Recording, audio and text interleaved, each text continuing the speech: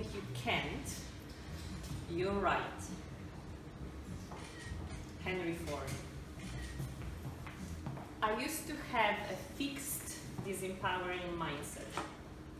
I used to be a victim of my circumstances.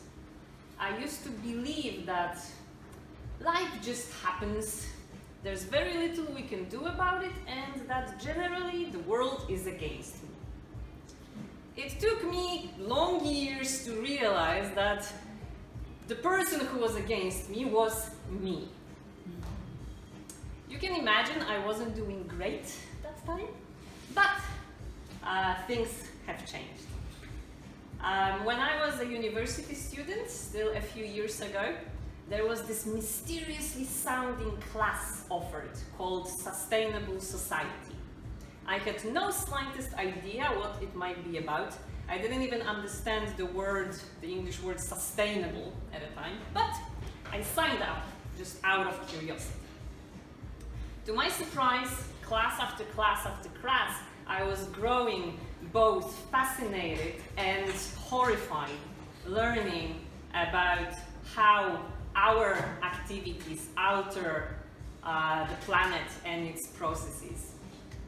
What began as a tiny spark of curiosity developed into a burning passion, and that was the first door to empowerment.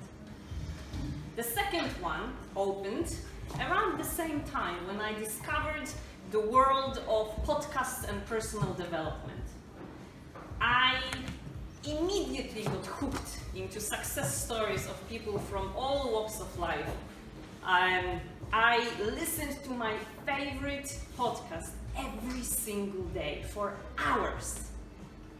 I was obsessed, just as I was obsessed about climate change and sustainability.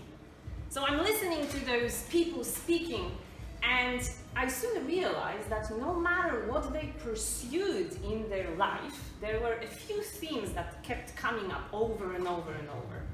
And some of those themes were power of mind, growth mindset, knowing your values, having some kind of mindfulness practice, gratitude, commitment, designing, developing your passion and mission in life and tying that to something greater than yourself, taking full responsibility for your life, none of which were present in my life.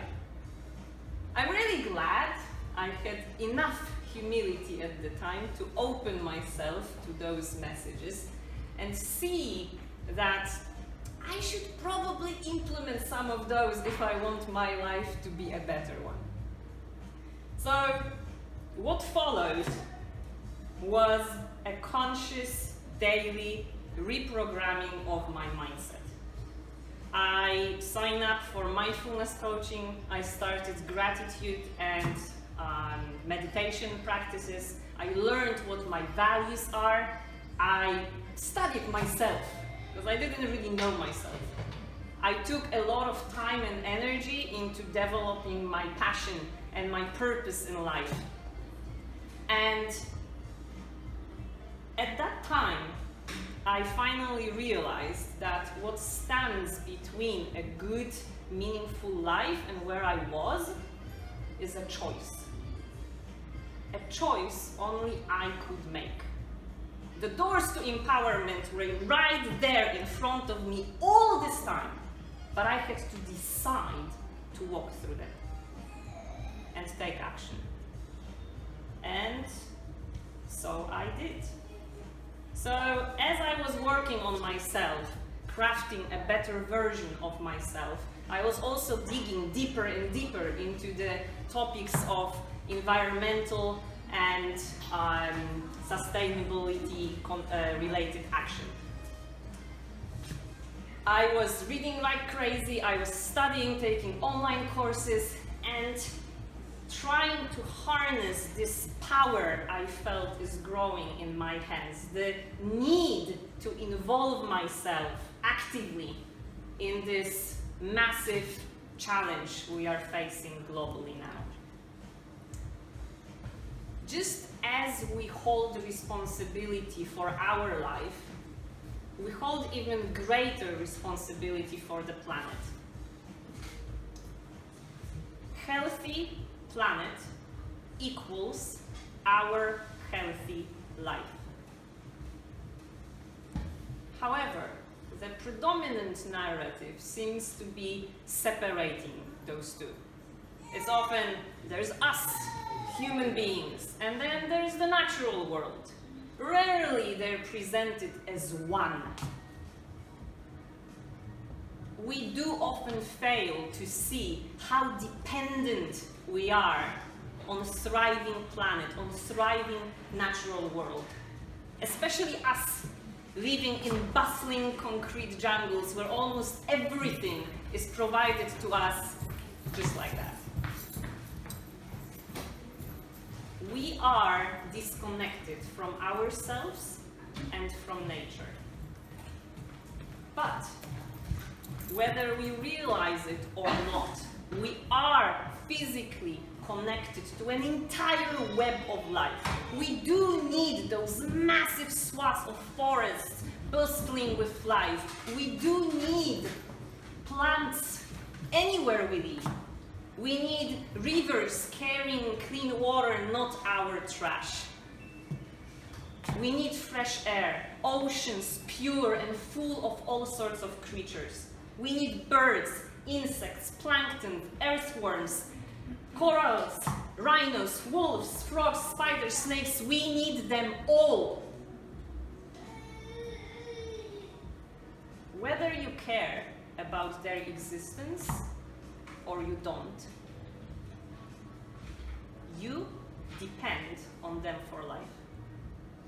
We all do. And they aren't even here for our own good. They are here on this planet to thrive in their own right, just like we are.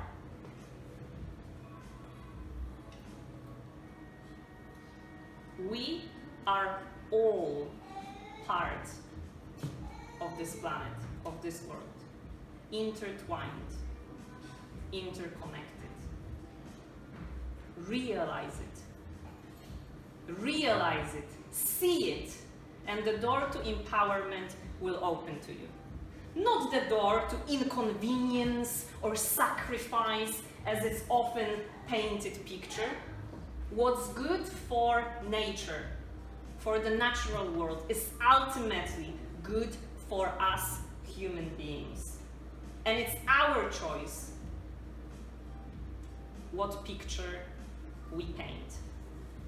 The picture I paint is of humans and creatures of the natural world living, thriving on this planet. I see communities, communication, connection beyond race, beyond money, religion, borders, politics. I see cities bursting with greenery, rivers set free, forests full of life, clean food. This is the way I choose to envision the world and look forward to it. But how do we paint this picture, you may ask, when all that comes our way is doom and gloom? Climate change, ice caps melting, sea levels rising, species extinction, massive scale poaching, pesticides poison soil, poisons food, pollution, plastics everywhere, oceans acidification, corals dying, governmental inaction, fossil fuel subsidies. Nevertheless, I choose to paint the other picture.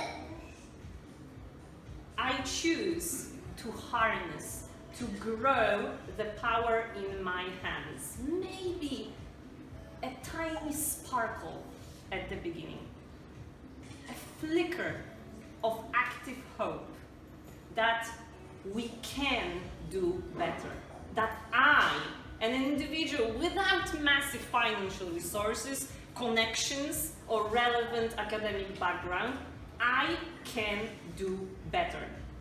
And I can make a change.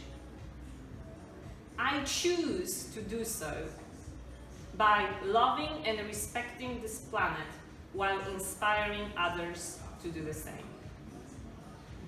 How do you do it? You are the one holding your brushes. You choose what picture you paint. You can choose to empower yourself. And remember, whether you think you can or you think you can't,